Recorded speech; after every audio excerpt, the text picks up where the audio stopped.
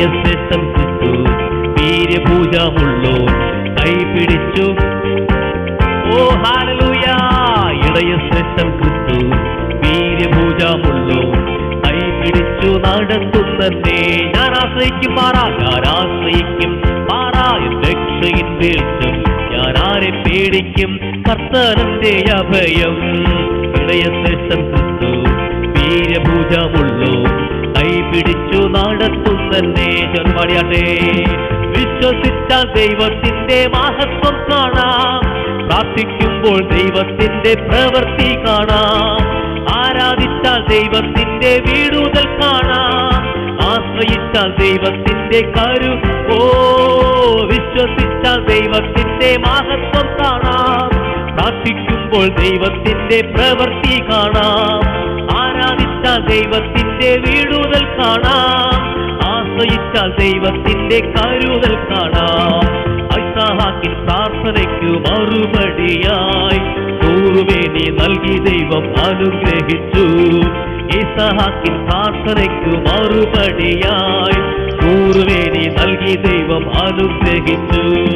വാഗ്ദത്തങ്ങൾ നിറവേറ്റി പരിപാലിച്ചു, തലമുറകൾ നൽകി വാഗ്ദത്തങ്ങൾ നിറവേറ്റി പരിപാലിച്ചു, തലമുറകൾ നൽകി വിശ്വസിച്ചാൽ ദൈവത്തിന്റെ മഹത്വം കാണാം, പ്രാർത്ഥിക്കുമ്പോൾ ദൈവത്തിന്റെ പ്രവൃത്തി കാണാം, ആരാധിച്ചാൽ ഹല്ലേലൂയ, ആശ്രയിച്ചാൽ ദൈവത്തിന്റെ കരുതൽ കാണാം. വിശ്വസിച്ച് പാടിയാട്ടെ. വിശ്വസിച്ചാൽ ദൈവത്തിന്റെ മഹത്വം കാണാം, പ്രാർത്ഥിക്കുമ്പോൾ ദൈവത്തിന്റെ പ്രവൃത്തി കാണാം, ആരാധിച്ചാൽ ദൈവത്തിന്റെ വീടുതൽ കാണാം, ആശ്രയിച്ചാൽ ദൈവത്തിന്റെ കരുതൽ കാണാം. എൻ ദൈവത്താൽ സാധ്യമായതൊന്നുമില്ലല്ലോ, യഹോവയ്ക്കു കഴിയാത്ത കാര്യം. വിശ്വസിച്ചോടെ പാടിയാട്ടെ. സാധ്യമായതൊന്നുമില്ലല്ലോ, യഹോവയ്ക്കു കഴിയാത്ത കാര്യമില്ലല്ലോ. യേശുവിന്റെ നാമത്തിൽ സൗഖ്യമുണ്ടല്ലോ, യേശുവിന്റെ രക്തത്താൽ ജയമുണ്ടല്ലോ, യേശുവിന്റെ നാമത്തിൽ സൗഖ്യമുണ്ടല്ലോ, യേശുവിന്റെ രക്തത്താൽ ജയ. ഹല്ലേലൂയ. വിശ്വസിച്ചാൽ ദൈവത്തിന്റെ മഹത്വം കാണാം, പ്രാർത്ഥിക്കുമ്പോൾ ദൈവത്തിന്റെ പ്രവൃത്തി കാണാം, ആരാധിച്ചാൽ ദൈവത്തിന്റെ വീടുതൽ കാണാം, ആശ്രയിച്ചാൽ ദൈവത്തിന്റെ കരുതൽ.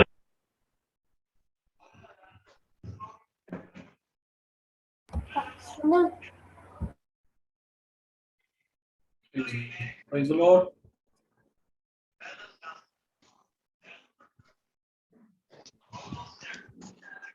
Hello. കേൾക്കാമോ? Yes. Can you hear me? Yes.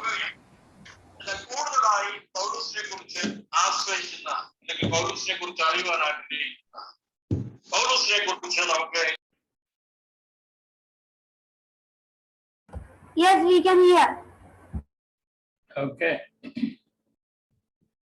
നമുക്കൊരു വാക്ക് പ്രാർത്ഥിക്കാം. പരിശുദ്ധ ദൈവമേ, സ്വർഗീയ നല്ല പിതാവേ, നല്ല രാത്രിക്കായിട്ട് നന്ദിയോടെ ഞങ്ങൾ കർത്താവിനെ സ്തുതിക്കുന്നു. തിരുവചന പഠനത്തിനായി വീണ്ടും ഒരു പ്രാവശ്യം കൂടെ ദൈവസന്നിധിയിലേക്ക് എടുത്തു വരുവാൻ ദൈവമായ കർത്താവ് ഞങ്ങളെ സഹായിച്ചു.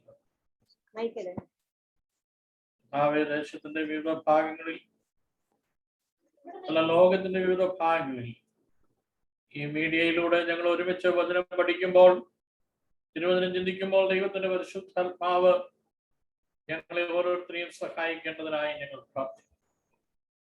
ഇന്ന് രാത്രി ഞങ്ങളുടെ ഹൃദയത്തെ അതിനായി ഒരുക്കണമേ. ഞങ്ങളെ ഒന്ന് രൂപാന്തരപ്പെടുത്തിയെടുക്കുവാനും പുതിയ ദർശനത്താലും പുതിയ കാഴ്ചപ്പാടിനാലും ഞങ്ങൾ നിറയപ്പെടുവാനും ഈ രാത്രി സ്വർഗം ഞങ്ങളോട് മനസ്സിലേണ്ടതിനായി പ്രാർത്ഥിക്കുന്നു. വിവിധയിടങ്ങളിൽ ഇരുന്ന് വചനം പഠിക്കുന്ന എല്ലാ നിന്റെ ദൈവജനത്തെയും ഓർത്ത് നദിയോടെ ഞങ്ങൾ തിരുനാമത്തെ സ്തുതിക്കുന്നു. കർത്താവേ, വ്യക്തിപരമായ എല്ലാവരെയും കർത്താവ് അനുഗ്രഹിക്കേണ്ടതിനായി പ്രാർത്ഥിക്കുന്നു. കുട്ടികാൽ ഞങ്ങളുടെ ഇടയിൽ ഈ മഹാമാരിയാൽ കഷ്ടപ്പെടുന്ന പ്രിയപ്പെട്ടവർക്കായി പ്രാർത്ഥിപ്പാൻ അപേക്ഷിച്ചുള്ള എല്ലാ പ്രിയപ്പെട്ടവരെയും ഓർത്ത് ഞങ്ങൾ പ്രാർത്ഥിക്കുന്നു. പരിശുദ്ധ കർത്താവ് ജീവിതങ്ങളെ തൊട്ട് വിടുവിക്കണം. ദൈവവചനത്തിന്റെയും ദൈവ സാന്നിധ്യത്തിന്റെയും സൗഖ്യം അനുഭവിപ്പാൻ സ്വർഗത്തിലെ ദൈവം സഹായിക്കേണ്ടതിന് ദൈവങ്ങളിൽ ഏൽപ്പിച്ച് ഞങ്ങൾ പ്രാർത്ഥിക്കണം. അവിടുന്ന് സഹായിക്കണമേ. അവിടുന്ന് ഞങ്ങളെ കർത്താവേ ഇന്ന് രാത്രി തിരുവചന പഠനത്തിനായി ഒരുക്കണമേ. പ്രാർത്ഥന കർത്താവ് കേട്ടതിനാൽ സ്തോത്രം. ക്രിസ്തുയേശുവിന്റെ വിലയേറിയ നാമത്തിൽ അപേക്ഷിക്കുന്നു. ദയ തോന്നി കേൾക്കണം. ആമേൻ. ഞാൻ സാധാരണ ഉപയോഗിക്കുന്ന എൻ്റെ സിസ്റ്റം വർക്ക് ചെയ്യുന്നില്ല. അതുകൊണ്ട് ഒരു ടെമ്പററി ആയിട്ട് ഉള്ള ഒരു ലാപ്ടോപ്പിലാണ് ഇപ്പൊ നിങ്ങൾക്ക് ക്ലാസ് എടുക്കുന്നത്. ഇച്ചിരി പഴയതാ, എന്നെ പോലെ തന്നെ ഇച്ചിരി വയസ്സ് കൂടിയ ലാപ്ടോപ്പ്. അതുകൊണ്ട് അതിന്റെ ക്യാമറ ഒന്നും അത്ര ക്ലിയർ അല്ല. ഇന്റർനെറ്റും അത്ര നല്ലതാണെന്ന് എനിക്ക് തോന്നുന്നില്ല. അതുകൊണ്ട് ഒരു പക്ഷേ ഇടയ്ക്ക് ഞാൻ ക്യാമറ ഓഫ് ചെയ്തു എന്ന് വരാം. നിങ്ങൾ ബുദ്ധിമുട്ടുണ്ട്. കാരണം ഓഡിയോ കുറച്ചുകൂടെ ക്ലിയർ ആയിട്ട് ലഭിക്കാൻ വേണ്ടിയാണ് അങ്ങനെയുള്ള കാര്യം ചെയ്യുന്നത്, ക്യാമറ ഓഫ് ചെയ്യുന്നത്. റോമാലേഖനത്തിന്റെ ആമുഖ പഠനങ്ങളിലാണല്ലോ നാം ആയിരിക്കുന്നത്. നമുക്ക് ഒരുമിച്ച് ദൈവസന്നിധിയിൽ പ്രാർത്ഥനയോടെ ആയിരിക്കാം. ഇന്ന് രാത്രി ചില ചിന്തകൾ തുടർമാനമായിട്ട് നമ്മൾ ചിന്തിക്കുക. നമ്മൾ റോമാലേഖനത്തിന്റെ പഠനത്തിലേക്ക് ഇതുവരെ പ്രവേശിച്ചിട്ടില്ല. നമ്മൾ അതിന്റെ ആമുഖമായ ചില കാര്യങ്ങളെ കുറിച്ചൊക്കെ ചിന്തിക്കുകയായിരുന്നു. കഴിഞ്ഞ ആഴ്ച ചിന്തിച്ചതൊന്നും റിപ്പീറ്റ് ചെയ്യുവാനായിട്ട് ഞാൻ താല്പര്യപ്പെടുന്നില്ല. കാരണം അങ്ങനെ വരുമ്പോൾ നമ്മുടെ ക്ലാസ് മുമ്പോട്ട് നീങ്ങാതെ വരും. നിങ്ങളിൽ ചിലരെങ്കിലും നോട്ട്സുകളൊക്കെ എഴുതിയെടുത്തിട്ടുണ്ട് എന്നാണ് എൻ്റെ ചിന്ത. നോട്ട്സ് എഴുതിയെടുക്കണം. ലെക്ചർ നോട്ട് എന്ന് പറയുന്നത് വളരെ വളരെ വിലപ്പെട്ട കാര്യമാണ്. സന്ദർഭവശാൽ ഞാൻ നിങ്ങളോട് പറയട്ടെ, ഞാൻ 30 വർഷം മുമ്പ് സെമിനാരിയിൽ പഠിച്ചപ്പോൾ എഴുതിയെടുത്ത നോട്ടുകൾ ഇന്നത് ഉപയോഗിക്കുന്നില്ല. വല്ലപ്പോഴൊക്കെ എടുത്ത് ഒന്ന് റെഫർ ചെയ്യും, അത്രേ ഉള്ളൂ. എന്നാൽ എന്നെ പഠിപ്പിച്ച എൻ്റെ അധ്യാപകർ ലെക്ചർ ചെയ്തപ്പോൾ ഞാൻ എടുത്ത എൻ്റെ നോട്ട്സ് ഫയൽ ചെയ്ത് സൂക്ഷിച്ചിരിക്കുന്ന ഫയലുകൾ ഇന്നും എൻ്റെ കയ്യിലുണ്ട്. ഓരോ വിഷയത്തിൻ്റെയും ലെക്ചർ നോട്ട് ഞാൻ തന്നെ എൻ്റെ കൈപ്പടയിൽ എഴുതിയത് ഫയൽ ചെയ്ത് വെച്ചിരിക്കും. 30 വർഷം മുമ്പ്, 30 years. ഈ 30 വർഷത്തിനിടയ്ക്ക് ഞാൻ ലോകത്തിന്റെ ഒരുപാട് ഭാഗങ്ങളിൽ യാത്ര ചെയ്തു, ഒരുപാട് സ്ഥലങ്ങളിൽ പാർത്തു. പക്ഷെ ഈ സാധനം ഒരിടത്തും നഷ്ടപ്പെടുത്തിയില്ല. അത് ഭദ്രമായിട്ട് ഇന്ന് സൂക്ഷിച്ചു വെച്ചിട്ടുണ്ട്. ഞാൻ പറഞ്ഞ വളരെ ഇമ്പോർട്ടൻ്റ് ആയിട്ടുള്ള ഒരു കാര്യമാണത്. അതുകൊണ്ട് സംസാരിക്കുമ്പോൾ നിങ്ങൾക്ക് എഴുതിയെടുക്കണമെന്ന് തോന്നുന്ന ഭാഗങ്ങളൊക്കെ ഒന്ന് നോട്ട് ചെയ്ത് വെക്കുന്നതൊക്കെ നന്നായിരിക്കും. നമുക്കധികം സമയമൊന്നുമില്ല. ഒരു ക്ലാസ്സിന് 1 മണിക്കൂറേ ഉള്ളൂ. അപ്പോൾ ആ 1 മണിക്കൂർ കൊണ്ട് നമുക്ക് ചിന്തിക്കാവുന്നിടത്തോളം ഭാഗങ്ങൾ ചിന്തിക്കാം. എൻ്റെ ഒരു കണക്കൂട്ടൽ ശരിയാണെങ്കിൽ ഈ ആഴ്ചയും അടുത്ത ആഴ്ചയും അങ്ങനെ 2 ക്ലാസ്, ഇന്നത്തെ ക്ലാസ്സും അടുത്ത ഒരാഴ്ചത്തെ ക്ലാസ്സും കൂടെ നമുക്ക് വേണ്ടി വരും. ഇതിൻ്റെ ആമുഖമായിട്ടുള്ള പഠനം ഒന്ന് അവസാനിപ്പിച്ചിട്ട് റോമാലേഖനത്തിലേക്ക് അതിൻ്റെ സീരിയസ് ആയിട്ടുള്ള പഠനത്തിലേക്ക് പ്രവേശിക്കുവാനായിട്ട് ഈ ആഴ്ചയും അടുത്ത ആഴ്ചയും കൂടെ നമുക്ക് വേണ്ടി വരും എന്ന് വിചാരിച്ച് ഈ കഴിഞ്ഞ ആഴ്ച പഠിച്ചതോ ഇന്ന് പഠിക്കാൻ പോകുന്നതോ ഇനി ഇതിൻ്റെ അടുത്ത ആഴ്ചയിൽ നമ്മൾ പഠിക്കാൻ പോകുന്നതോ ആയ വിഷയങ്ങൾ ഇമ്പോർട്ടൻ്റ് അല്ല എന്ന് അല്ല അതിൻ്റെ അർത്ഥം. വളരെ പ്രാധാന്യമുള്ള വിഷയങ്ങളാണ് നമ്മൾ ഈ ദിവസങ്ങളിൽ പഠിക്കുന്നത്. കാരണം നമ്മൾ റോമാലേഖനം റോമാലേഖനത്തിന്റെ പഠനത്തിലേക്ക് നമ്മൾ പ്രവേശിക്കുമ്പോൾ ഒരു ബാക്ക്ഗ്രൗണ്ട് നമ്മുടെ ഉള്ളിൽ വളരെ ആഴത്തിൽ പതിഞ്ഞിരിക്കണം. അതിന്റെ ബാക്ക്ഗ്രൗണ്ട് പഠനം വളരെ ആവശ്യമാണ്. നമ്മുടെ ആളുകളൊക്കെ ഇനിയും വരുവാനുണ്ടെന്ന് എനിക്ക് തോന്നുന്നു. ഇന്നത്തെ അറ്റൻഡൻസിൽ 16 പേരെ ഇതുവരെ കാണുന്നുള്ളൂ. ഒരുപക്ഷെ ലേറ്റ് കമേഴ്സ് ആയിട്ട് ജോയിൻ ചെയ്യാൻ സാധ്യതയാണ്. ക്ലാസ്സിലേക്ക് പ്രവേശിക്കുന്നതിന് മുമ്പിട്ട് ഒരു അറിയിപ്പ് കൂടെ ഞാൻ നിങ്ങളെ അറിയിക്കട്ടെ. നിങ്ങൾക്ക് ഒരുപക്ഷെ നമ്മുടെ വാട്സപ്പ് ഗ്രൂപ്പിലൂടെ നിങ്ങൾ അറിഞ്ഞിരിക്കും, നമ്മുടെ ഈ ക്ലാസ്സുകളൊക്കെ യൂട്യൂബിൽ റെക്കോർഡ് ചെയ്യുകയും ആ യൂട്യൂബിന്റെ ലിങ്ക് നിങ്ങൾക്ക് ഓരോരുത്തർക്കും അയച്ചു തരികയും ചെയ്തിട്ടുണ്ട്. ആ യൂട്യൂബിന്റെ ലിങ്കിൽ പോയിട്ട് അതിന് നിങ്ങൾ സബ്സ്ക്രൈബ് ചെയ്യണം. ഫ്രീ ആണല്ലോ.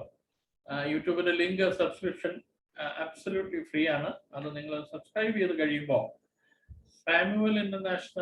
സാമുവൽ മെമ്മോറിയൽ ഇന്റർനാഷണൽ ചാരിറ്റബിൾ ട്രസ്റ്റിന്റെ ആ യൂട്യൂബ് ലിങ്ക് നിങ്ങൾ സബ്സ്ക്രൈബ് ചെയ്ത് കഴിയുമ്പോൾ നമ്മുടെ എബനേസർ ബൈബിൾ ട്രെയിനിങ് സെന്ററിന്റെ വകയായി നടത്തപ്പെടുന്ന എല്ലാ ക്ലാസ്സുകളുടെയും യൂട്യൂബ് വീഡിയോസ് നിങ്ങൾക്ക് ലഭ്യമാണ്. എന്താണ് അതിന്റെ പ്രയോജനം? 2 കാര്യമാണ്. ഒന്ന്, നിങ്ങളിൽ ഒരാൾക്ക് ഒരു പക്ഷേ ഒരു ദിവസത്തെ ക്ലാസ് മിസ്സായിപ്പോയി, അല്ല 2 ആഴ്ചത്തെ ക്ലാസ് മിസ്സായിപ്പോയി, നിങ്ങൾക്ക് ഒന്ന് റീക്യാപ്പ് ചെയ്യണം, അതിനെ ഒന്ന് പിടിച്ചെടുക്കണം, അതെന്താണെന്നൊന്ന് മനസ്സിലാക്കണമെന്നുണ്ടെങ്കിൽ നിശ്ചയമായിട്ടും നിങ്ങൾക്ക് ആ വീഡിയോ കണ്ട് നിങ്ങൾ ക്ലാസ് കേൾക്കുന്നത് പോലെ തന്നെ ആ വീഡിയോ കേട്ട് നിങ്ങളുടെ ക്ലാസ് മിസ്സായ ക്ലാസ് നിങ്ങൾക്ക് ഒന്ന് അപ്ഡേറ്റ് ചെയ്യാനായിട്ട് പറ്റും. 2ാമത്തെ കാര്യം, നമുക്ക് ഒരു പരീക്ഷയൊക്കെയുണ്ട്. അപ്പൊ ഈ പരീക്ഷയൊക്കെ വരുമ്പോൾ എഴുതി എടുത്ത ലെക്ചർ നോട്ട്സ് ഒക്കെ നോക്കിയിട്ട് കാര്യങ്ങൾ മനസ്സിലായില്ലെങ്കിൽ ആ ദിവസത്തെ ആ ക്ലാസ്സിന്റെ വീഡിയോ ഒന്ന് കേൾക്കുകയാണെങ്കിൽ ആ സബ്ജക്റ്റ് ഒന്നുകൂടെ ഹൃദയത്തിൽ പതിയുവാനായിട്ട് ഇടയായിത്തീരും. ഇനി ഇതൊന്നും അല്ലെങ്കിൽ ഫ്യൂച്ചറിൽ നിങ്ങൾക്ക് റോമാലേഖനം, നിങ്ങളൊക്കെ ഒരുപക്ഷെ ശുശ്രൂഷയിലൊക്കെ ആയി റോമാലേഖനത്തിൽ നിന്ന് ഒന്ന് ശുശ്രൂഷിക്കേണ്ട ഒരു അവസരം വന്നു. അപ്പൊ റോമാലേഖനം ഞാൻ പഠിച്ചതാണല്ലോ എന്നുള്ള ഓർമ്മ വരുമ്പോൾ അതിൻ്റെ ഒരു റിക്കലക്ഷൻ നടത്താനൊക്കെ ആയിട്ട് ഈ വീഡിയോ നമുക്ക് ഉപയോഗിക്കാവുന്നതാണ്. നിങ്ങളോടും നിങ്ങളുടെ സുഹൃത്തുക്കളോടും അത് പറയുക. അതോടൊപ്പം തന്നെ നമ്മുടെ ക്ലാസ്സിൽ ഇല്ലാത്തവരായിട്ടുള്ള പ്രിയപ്പെട്ടവരും മതപുസ്തകം സമയം പോലെ പഠിക്കാൻ താല്പര്യമുള്ളവർക്ക് ഈ സാമുവൽ മെമ്മോറിയൽ ഇന്റർനാഷണൽ ചാരിറ്റബിൾ ട്രസ്റ്റിന്റെ യൂട്യൂബ് ലിങ്ക് സബ്സ്ക്രൈബ് ചെയ്തിട്ട് വീഡിയോസ് കേട്ടവർക്ക് വചനം പഠിക്കാവുന്നതാണ്. ദൈവം നിങ്ങളെ എല്ലാവരെയും ധാരാളമായിട്ട് അനുഗ്രഹിക്കട്ടെ. നമ്മുടെ ക്ലാസ്സുകളൊക്കെ വളരെ ഭംഗിയായി നടക്കുന്നു എന്ന് ഞാൻ അറിയുന്നുണ്ട്. ഇന്നലെ നടന്ന ക്ലാസ്സുകളൊക്കെ വളരെ മനോഹരമായിരുന്നു എന്നുള്ള റിപ്പോർട്ട്സുകൾ ഒക്കെ എനിക്ക് ലഭിക്കുന്നുണ്ട്. തിങ്കളാഴ്ച തോറും നടക്കുന്ന നമ്മൾ കഴിഞ്ഞ ആഴ്ച പഠിച്ചു നിർത്തിയത് മാനസാന്തരത്തിനുമോ പല കാര്യങ്ങളും നമ്മൾ പഠിച്ചു. ആ കൂട്ടത്തിൽ അതിന്റെ അവസാനത്തെ പോയിന്റ് നിങ്ങളുടെ മെമ്മറി ഒന്ന് റിഫ്രഷ് ചെയ്യാനായിട്ട് പറയാം. മാനസാന്തരത്തിന് മുമ്പുള്ള ഒരു പൗലോസിനെയും മാനസാന്തരപ്പെട്ടതിന് ശേഷമുള്ള ഒരു പൗലോസിനെയും കുറിച്ച് പറഞ്ഞാണ് കഴിഞ്ഞ ആഴ്ചത്തെ ക്ലാസ് നമ്മൾ നിർത്തിയത് എന്നാണ് എൻ്റെ ഓർമ്മ. അങ്ങനെ തന്നെയാണെന്ന് ഞാൻ വിശ്വസിക്കട്ടെ. മാനസാന്തരത്തിന് മുമ്പ് സഭയെ ഉപദ്രവിച്ചവനായ ശൗൽ എന്ന ചെറുപ്പക്കാരൻ ഡമസ്കോസിലേക്കുള്ള യാത്രാമധ്യേ യേശുവുമായിട്ട് ഒരു ഹെഡ് ഓൺ കൊളീഷനിൽ, യേശുവുമായിട്ടുള്ള ഒരു പേഴ്സണൽ എൻകൗണ്ടറിൽ ക്രിസ്തുവിന്റെ സ്നേഹത്താൽ പിടിക്കപ്പെട്ട് ഒരു പുതിയ വ്യക്തിയായി മാറി. മാനസാന്തരത്തിന് ശേഷമുള്ള പൗലോസിനെ കുറിച്ച്, ഒരു മിഷണറിയായ പൗലോസിനെ കുറിച്ച് പക്ഷെ നിങ്ങൾ ഓർക്കുന്നുണ്ടായിരിക്കും, നമ്മൾ ഈ ക്ലാസ് തുടങ്ങിയപ്പോൾ ഞാൻ നിങ്ങളോട് ആദ്യം പറഞ്ഞൊരു വാചകമുണ്ട്. എന്താണെന്ന് ഓർക്കുന്നുണ്ടോ? പൗലോസിനെ കുറിച്ച് നമ്മൾ പഠിക്കുമ്പോൾ അദ്ദേഹം ദൈവസഭയുടെ ഒന്നാമത്തെ മിഷണറിയാണ്. ഫസ്റ്റ് സെഞ്ചുറി മിഷണറി, 1-ാം നൂറ്റാണ്ടിൽ തന്നെ മിഷണറി ദൗത്യത്തിന് വേണ്ടി ഇറങ്ങി തിരിച്ച ആളാണ് പൗലോസ്. അതുപോലെ തന്നെ 1-ാം നൂറ്റാണ്ടിലെ ആദിമ ദൈവസഭയിലെ ഒരു തിയോളജിയൻ, വേദശാസ്ത്രജ്ഞനും കൂടെയാണ് പൗലോസ്. അത് നമ്മൾ പറഞ്ഞാണ് തുടങ്ങിയത്. അപ്പോ ഇന്ന് നമ്മൾ ചിന്തിക്കുന്നത് പൗലോസിന്റെ മിഷണറി ദൗത്യത്തെ കുറിച്ച്, അല്ലെങ്കിൽ പൗലോസിന്റെ ആ മിഷണറി ദൗത്യം, ആ സേവനം, ആ പ്രവർത്തനങ്ങളെ കുറിച്ചൊക്കെ ഒന്ന് ചിന്തിച്ച് നമ്മുടെ ചിന്തകൾ പ്രോഗ്രസീവായിട്ട് മുമ്പോട്ട് പോകുവാനായിട്ട് താല്പര്യപ്പെടുക.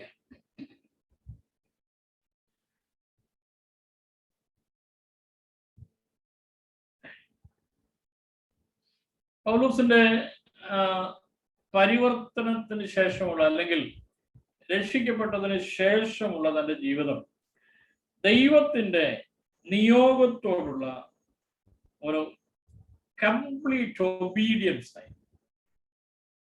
നമ്മളൊക്കെ രക്ഷിക്കപ്പെട്ടവരാണ്. എന്നാൽ പലപ്പോഴും നമ്മൾ തന്നെ നമ്മളൊന്ന് ശോധന ചെയ്യുമ്പോൾ നമുക്ക് ആ റിയൽ ായിട്ട് ദൈവം നമ്മെ കുറിച്ച് ആഗ്രഹിക്കുന്ന ആ കാര്യം, ആ നിയോഗത്തിൽ പൂർണ്ണമായും അനുസരണമുള്ളവരായി തീരുവാൻ നമുക്ക് കഴിഞ്ഞിട്ടുണ്ടോ എന്നുള്ളത് ഒരു ചിന്താവിഷയം നമ്മൾ ഓരോരുത്തരും തന്നെ നമ്മളോട് തന്നെ ചിന്തിക്കേണ്ട കാര്യമാണ്. ലേഖനങ്ങളാണ് തന്നെക്കുറിച്ചും തൻ്റെ ദൈവം തനിക്ക് കൊടുത്ത ദർശനത്തെക്കുറിച്ചും വീക്ഷണത്തെക്കുറിച്ചും തൻ്റെ നിയോഗത്തെക്കുറിച്ചും ഒക്കെ ദൈവസഭയെ അറിയിക്കാനായിട്ട് പൗലോസ് എഴുതിയിരിക്കുന്നത് ലേഖനങ്ങളിലാണ്. അത് വ്യത്യസ്ത ലേഖനങ്ങളിലായിട്ട് ഇങ്ങനെ ചിതറിക്കിടക്കുകയാണ്. മാനസാന്തരത്തിന് ശേഷം ഈ ലേഖനങ്ങളൊക്കെ നമ്മളൊന്ന് പഠിച്ചാൽ മാനസാന്തരത്തിന് ശേഷം ഏറെക്കുറെ 3 വർഷം പൗലോസ് അറേബ്യയിലാണ്. അവിടെ താൻ ദൈവത്തോട് ചേർന്നിരുന്ന് പഠിച്ചിരുന്ന കാലഘട്ടം. ഇതിനിടയ്ക്ക് യെരൂശലേമിലൊക്കെ ഒന്ന് പോയിട്ടുണ്ട്. പക്ഷെ അത് ഒരു വളരെ ചുരുങ്ങിയ വിസിറ്റായിരുന്നു. യെരൂശലേമിലേക്ക് പോയത് വെറും 15 ദിവസത്തേക്കുള്ള ഒരു 2 weeks വിസിറ്റിന് വേണ്ടി യെരൂശലേമിലൊക്കെ ഒന്ന് പോയി. എന്നാൽ ഈ 3 വർഷവും താൻ അറേബ്യയിലായിരുന്നു എന്ന് ഈ ലേഖന പഠനം കൊണ്ട് നമുക്ക് മനസ്സിലാക്കാം. പൗലോസിന്റെ തന്നെ ലേഖനങ്ങൾ പഠിക്കുന്നതിൽ നിന്നാണ് നമുക്ക് ഈ ചിന്തകളൊക്കെ മനസ്സിലാക്കാൻ പറ്റും. അതിൻ്റെ എല്ലാം ഓരോ ഡീറ്റെയിൽഡ് ആയിട്ടുള്ള പഠനത്തിലേക്കൊന്നും ഇന്ന് രാത്രി നമ്മൾ പോകുന്നില്ല. അതിനുള്ള സമയം നമുക്കില്ല. നമ്മളൊരു ഔട്ട്ലൈനിലൂടെ മാത്രം പോവുക. പിന്നീട് നിങ്ങൾക്ക് വിശാലമായ പഠനത്തിന് അവസരങ്ങളുണ്ടല്ലോ. ദൈവം നിങ്ങളെ സഹായിക്കട്ടെ. ഗലാത്യ ലേഖനം 1-ാം അധ്യായം 7-ാമത്തെ വാക്യം കുറിച്ചിട്ടാൽ മതി. ഗലാത്യ ലേഖനം 1-ാം അധ്യായം 7-ാമത്തെ വാക്യം നിങ്ങളൊന്ന് വായിക്കുമ്പോൾ ഞാൻ ഈ പറഞ്ഞ കാര്യങ്ങൾ നിങ്ങൾക്ക് മനസ്സിലാവും. പ്രവൃത്തിയുടെ പുസ്തകത്തിൽ എന്നാൽ ഈ വിഷയത്തെക്കുറിച്ച് താൻ അറേബ്യയിലായിരുന്നു എന്നുള്ള വിഷയത്തെക്കുറിച്ച് പ്രതിപാദനമൊന്നുമില്ല. പ്രത്യേകം ശ്രദ്ധിക്കണം. അപ്പോസ്തല പ്രവൃത്തികളുടെ പുസ്തകത്തിൽ താൻ അറേബ്യയിലായിരുന്നു എന്നുള്ള വിഷയം ഈ 3 വർഷം തന്റെ അറേബ്യൻ വാസത്തെക്കുറിച്ചുള്ള പ്രത്യേക ഒരു സൂചനകളൊന്നും പ്രതിപാദനങ്ങളൊന്നും അപ്പോസ്തല പ്രവൃത്തികളുടെ പുസ്തകത്തിൽ ഇല്ല. ഈ സമയം ഈ കാലയളവിൽ താൻ ആത്മീയമായ ധ്യാനത്തിന് സമയം ചിലവഴിച്ചിട്ടുണ്ട്. പ്രസംഗിച്ചൊരു പക്ഷെ തുടങ്ങിക്കാണും. ആ കാലഘട്ടത്തിൽ ശുശ്രൂഷയ്ക്കായി തന്നെ ഒരുക്കിയെടുക്കുന്ന ഒരു സന്ദർഭമാണ് ഈ 3 വർഷം എന്ന് പറയുന്നത്. ചില റെഫറൻസുകൾ പറയുന്നു, നിങ്ങൾ അതൊന്ന് നോട്ട് ചെയ്ത് വെക്കുന്നത് നല്ലതാണ്. ചില റെഫറൻസുകൾ നിങ്ങളുടെ നോട്ട് ബുക്കിൽ ഒന്ന് നോട്ട് ചെയ്ത് വെക്കുന്നത് നല്ലതാണ്. 2 കൊരിന്ത്യർ ലേഖനം 11-ാം അധ്യായം 31-ാം വാക്യം 33-ാം വാക്യം. 2 കൊരിന്ത്യർ 11:31-33. അപ്പോസ്തല പ്രവൃത്തികളുടെ പുസ്തകം 9-ാം അധ്യായം 23 മുതൽ 25 വരെ. തന്റെ മാനസാന്തരത്തെ കുറിച്ച് പറയുമ്പോൾ ഡമാസ്കസിൽ നിന്ന് തനിക്ക് വേഗത്തിൽ പോകേണ്ടതായി വന്നു എന്നാണ് അവിടെ എഴുതിയിരിക്കുന്നത്.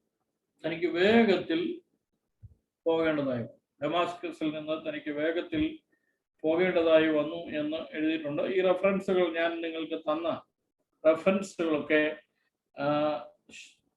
നിങ്ങൾക്ക് റെഫർ ചെയ്യാവുന്നതാണ്. തന്റെ മാനസാന്തരത്തിന് 3 വർഷത്തിന് ശേഷമാണ് താൻ യെരൂശലേമിലേക്ക് എത്തുന്നത്. 3 വർഷത്തിന് ശേഷമാണ് താൻ യെരൂശലേമിൽ വരുന്നത് എന്ന് ഈ റെഫറൻസുകളൊക്കെ വായിക്കുമ്പോൾ നമുക്ക് മനസ്സിലാക്കുവാനായിട്ട് കഴിയും. യെരൂശലേമിൽ വന്നപ്പോഴും ഈ അപ്പോസ്തലന്മാരെ എല്ലാവരും ഒന്നും കണ്ടില്ല. പത്രോസിനെയും യാക്കോബിനെയും ഒക്കെ മാത്രമേ കണ്ടുള്ളൂ എന്നാണ് പൗലോസ് തന്നെ എഴുതുന്നത്. ഗലാത്യ ലേഖനം 1:18-20 വാക്യങ്ങളൊക്കെ വായിക്കുമ്പോൾ അത് മനസ്സിലാവും.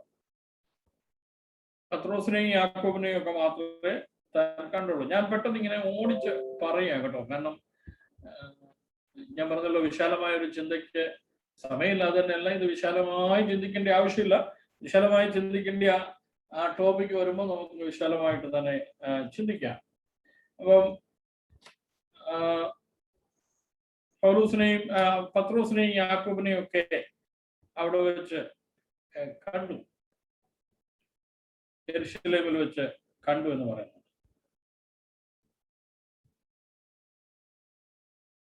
പിന്നീട് താൻ മടങ്ങി, അറേബ്യൻ വാസത്തിനൊക്കെ ശേഷം മടങ്ങി യെരുശലേമിലേക്ക് വരും. അതിന് ചില റെഫറൻസുകളൊക്കെ ഞാൻ പറയാം. നിങ്ങൾ ആ റെഫറൻസുകൾ മാത്രം ഒന്ന് നോട്ട് ചെയ്താൽ മതി. എല്ലാം ഞാൻ പറഞ്ഞല്ലോ, പത്രോസിനെയും യാക്കോബിനെയും കണ്ടു എന്ന് പറയുന്നത് ഗലാത്യ ലേഖനം 1-ാം അധ്യായം 18-ാം വാക്യം 20-ാം വാക്യം. പിന്നെ ഈ യാത്രയ്ക്ക് ശേഷം പൗലോസ് സിറിയയിലും കിലിക്കിയയിലുമായി പ്രവർത്തിക്കുവാനിടയായി. ഗലാത്യർ 1:21, അപ്പോസ്തല പ്രവർത്തികൾ 11:25 മുതൽ 26 വരെ. പൗലോസിന്റെ സിറിയൻ അന്ത്യോക്യയിലെ പ്രവർത്തനത്തെ കുറിച്ച് രേഖപ്പെടുത്തുന്നുണ്ട്. അതിനെ തുടർന്ന് പൗലോസ് ബർന്നബാസിന്റെ നേതൃത്വത്തിൽ സൈപ്രസിലും ദക്ഷിണ മധ്യ ഏഷ്യ മൈനറിലും, അതായത് പിസിദിയ, ഇക്കോനിയ, ലുസ്ത്ര, ഇങ്ങനെയുള്ള ദർബ തുടങ്ങിയ സ്ഥലങ്ങളിൽ ഒക്കെ പോയി പ്രവർത്തിച്ചിട്ടുണ്ട്. ലുസ്ത്രയിൽ വെച്ച് തനിക്ക് കല്ലേറ് കൊണ്ടുപോയി എന്നുള്ള വിവരം അപ്പോസ്തലപ്രവൃത്തികളുടെ പുസ്തകം 14-ാം അധ്യായം 19-ാമത്തെ വാക്യത്തിൽ നമ്മൾ വായിക്കുന്നു. 2 കൊരിന്ത്യർ ലേഖനം 11-ാം അധ്യായത്തിന്റെ 25 മുതൽ 40 വരെ ആ വിഷയം ഉറപ്പാക്കുന്നു. ഗലാത്യ ലേഖനം തന്നെ 2-ാം അധ്യായം 1 മുതൽ 10 വരെ. അതുപോലെ തന്നെ പ്രവൃത്തികളുടെ പുസ്തകം 15-ാം അധ്യായം 4 മുതൽ 21 വരെ ഈ വക കാര്യങ്ങളൊക്കെ പറയുകയും അതിനുശേഷം യെരുശലേമിലേക്ക് മടങ്ങി വന്നത് യെരുശലേമിൽ നടന്ന സഭയുടെ കൗൺസിൽ മീറ്റിംഗിൽ പങ്കെടുക്കാൻ, സഭയുടെ സുന്നകദോസിൽ പങ്കെടുക്കാൻ വന്നു. പിന്നീട് തന്റെ 1-ാമത്തെയും 2-ാമത്തെയും മിഷണറി യാത്രയൊക്കെ ആരംഭിക്കുക. വളരെ സംഭവബഹുലമായ, നമ്മൾ ഓടിച്ച് പറഞ്ഞങ്ങ് പോയെങ്കിലും വളരെ സംഭവബഹുലമായ ഒരു ജീവിതത്തിന്റെ ഉടമയാണ്. 15 മിനിറ്റ് കൊണ്ട് നമ്മൾ ഏറെക്കുറെ ആ ഭാഗം പറഞ്ഞു തീർത്തെങ്കിലും ഒരു വലിയ സംഭവബഹുലമായ ജീവിതമാണ് മാനസാന്തരത്തിന് ശേഷം പൗലോസ്. ഈ പൗലോസ് കൂടുതൽ പ്രവർത്തിച്ചത് യഹൂദന്മാരുടെ ഇടയ്ക്കല്ല, ജാതികളായ ആൾക്കാരുടെ. വിജാതീയ ദൗത്യം എന്നാണ് അതേക്കുറിച്ച് ചിന്തകന്മാർ പറയുന്നത്. വിജാതീയ ദൗത്യം ഒരു ക്രോസ് കൾച്ചറൽ ഇവാഞ്ചലിസത്തിന്റെ താൻ അനുഷ്ഠിച്ചു പോകുന്ന, തനിക്ക് പരിചയമുള്ള സംസ്കാരത്തിന്റെയും സാഹചര്യത്തിന്റെയും ഒക്കെ വെളിയിൽ താൻ പരിചയിച്ചിട്ടില്ലാത്ത മറ്റൊരു സംസ്കാരത്തിലേക്ക് ഇറങ്ങിച്ചെന്ന് അവരോട് യേശുവിനെ കുറിച്ച് പറയുവാനുള്ള ഒരു ക്രോസ് കൾച്ചറൽ ഇവാഞ്ചലിസത്തിന്റെ ദൗത്യം ഏറ്റെടുത്തയാളാണ് പൗലോസ് എന്ന് ഞാൻ പറയുമ്പോ, ഇന്ന് ഈ കഴിഞ്ഞ ഇടയ്ക്ക് ഒരു പോസ്റ്റ് കണ്ടു. കഴിഞ്ഞ ദിവസം ഒരു പരിധി വരെ അത് സത്യമാണ്. എൻ്റെ ഒരു സ്നേഹിതൻ ഹരിയാനയിൽ ദീർഘവർഷങ്ങളായിട്ട് കർത്താവിന്റെ വയലിൽ അധ്വാനിക്കുന്ന ഒരു ദൈവദാസൻ, അദ്ദേഹം എഴുതിയിരിക്കുകയാണ്, നിങ്ങൾ അറിയുന്നതിനേക്കാൾ അധികം മിഷണറിമാരും അവരുടെ ഭാര്യമാരും ഒക്കെ കോവിഡ് ബാധിച്ച് നോർത്ത് ഇന്ത്യയിൽ മരണപ്പെട്ടിട്ടുണ്ട്. അവർ അധ്വാനിച്ചുകൊണ്ടിരുന്ന മിഷൻ ഫീൽഡുകൾ പലതും ഇന്ന് വേക്കന്റ് ആണ്. അവർ ചെയ്തിരുന്ന ഉത്തരവാദിത്തങ്ങൾ ഏറ്റെടുക്കാൻ ആളുകളില്ല. ആര് നോർത്ത് ഇന്ത്യക്ക് വരുവാൻ തയ്യാറാകും? വലിയൊരു ചോദ്യമാണ്. ഇന്ന് നമ്മുടെ ചർച്ചകളിലൊന്നും ഒരു മിഷണറി കോൾ നടക്കുന്നില്ല. നമുക്ക് ബൈബിൾ കോളേജുകളും സെമിനാരികളും ഉണ്ട്. നമ്മുടെ ബൈബിൾ കോളേജുകളിലും സെമിനാരികളിലും പഠിച്ചിറങ്ങുന്ന കർത്തൃഭൃത്യന്മാർ, ദൈവമക്കൾ, അവർക്ക് കൺവീനിയന്റ് ആയിട്ടുള്ള, അവർ കംഫർട്ടബിൾ ആയിട്ട് ഇരിക്കുന്ന ഒരു സ്ഥലത്ത് തന്നെ ഒരു സഭാ ചാർജിലൊക്കെ, ഒരു ചർച്ച് മിനിസ്ട്രിയിലൊക്കെ ആയിട്ട് അവരിങ്ങനെ പോവാം. എന്നാൽ നേരത്തെ അങ്ങനെയല്ലായിരുന്നു. നേരത്തെ ഞങ്ങളുടെയൊക്കെ ചെറുപ്പത്തിൽ, ഞങ്ങളൊക്കെ യൗവനക്കാരായിട്ട് യൂത്തിന്റെ ഇടയിലൊക്കെ പ്രവർത്തിച്ചു വരുന്ന കാലഘട്ടത്തിൽ ഓരോ പബ്ലിക് മീറ്റിങ്ങിലും ഒരു മിഷണറി കോൾ ഉണ്ടായി. നോർത്ത് ഇന്ത്യക്ക് സുവിശേഷം അറിയാത്ത ഇടങ്ങളിലേക്ക് പോയി പ്രവർത്തിക്കാനുള്ള ഒരു മിഷണറി കോളുണ്ട്. ഒരുപാട് ദൈവദിനം ഞങ്ങളൊക്കെ,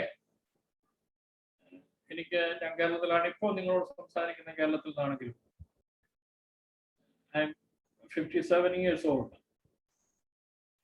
ഞാൻ കഴിഞ്ഞ 30-32 വർഷമായിട്ട് വ്യത്യസ്ത നിലകളിൽ സുവിശേഷീകരണത്തോടും സുവിശേഷത്തോടും ബന്ധപ്പെട്ട് നിൽക്കുന്നതാണ്. ഒരർത്ഥത്തിൽ സന്തോഷത്തോടെ എനിക്ക് പറയാൻ കഴിയുന്നത്, ഞാൻ ഇന്നുവരെ കേരളത്തിൽ ഒരു സഭയുടെ പാസ്റ്ററായിട്ടിരുന്നില്ല. കാരണം ആ ഒരു ദർശനം എനിക്ക് ഇല്ലായിരുന്നു. ഞാൻ വർക്ക് ചെയ്തതൊക്കെ കേരളത്തിന് വെളിയിൽ മലയാളം സംസാരിക്കാത്ത ആൾക്കാരുടെ ഇടയിൽ, എൻ്റെ മാതൃഭാഷക്കാരല്ലാത്തവരുടെ ഇടയിൽ, മറ്റൊരു സംസ്കാരത്തിൽ അവരെ പഠിച്ച് അവരെ മനസ്സിലാക്കി അവർക്ക് മനസ്സിലാകുന്ന ഭാഷയിൽ യേശുവിനെ പ്രസന്റ് ചെയ്യാനുള്ള ഒരു കാഴ്ചപ്പാട്. അതാണ് ഒരു മിഷണറിയുടെ കാഴ്ചപ്പാട്. പൗലോസ് ചെയ്ത വർക്കത യെരുശലേമിലുള്ള ദൈവസഭയ്ക്ക് യഹൂദന്മാര് കൂടി വരുന്ന ഒരു കൂട്ടമായിരുന്നു യെരുശലേമിലെ സഭ. അവർക്ക് ജാതികളെ അങ്ങോട്ട് അംഗീകരിക്കാൻ വലിയ പാടാണ്. യഹൂദന്മാരല്ലാത്തവരെ അംഗീകരിക്കാൻ വലിയ പാടാണ്. നോക്കണം, വിശ്വാസികളായി കഴിഞ്ഞിട്ടുള്ള കാര്യമാണ് പറയുന്നത്, അല്ലെങ്കിൽ യേശുവിനെ അംഗീകരിച്ചതിന് ശേഷമുള്ള കാര്യമാണ് ഞാൻ ഈ നിങ്ങളോട് പറയുന്നത്. അതുകൊണ്ടാണ് പത്രോസിനെ ഒന്ന് മാനസാന്തരപ്പെടുത്തിയെടുക്കാൻ നമുക്കറിയാം. ഞാൻ വിഷയം വിട്ടിട്ടാണെങ്കിലും നിങ്ങളോട് പറയാം, പത്രോസിനെ കർത്താവ് ഒന്ന് മാനസാന്തരപ്പെടുത്തിയെടുക്കാൻ വേണ്ടിയാണ് ഒരു ദർശനമൊക്കെ പത്രോസിനെ കാണിച്ചു. ദർശനം മേളിൽ നിന്ന് ഇറങ്ങി വരുന്ന ആ ഒരു വലിയ ബാസ്ക്കറ്റ്, അതിനകത്ത് അശുദ്ധിയുള്ള യഹൂദൻ അശുദ്ധമെന്ന് കരുതുന്ന, ഭക്ഷിക്കാൻ പാടില്ലെന്ന് പറയുന്ന ആ ജീവികളെ കൊണ്ടും ജന്തുക്കളെ കൊണ്ടൊക്കെ നിറച്ചൊരു ബാഗ് കൊണ്ട് കാണിച്ചിട്ട് ദൈവം പത്രോസിനോട് പറയാണ്, നീ അറുത്ത് കൊന്ന് ഭക്ഷിച്ചോളാൻ പറയും.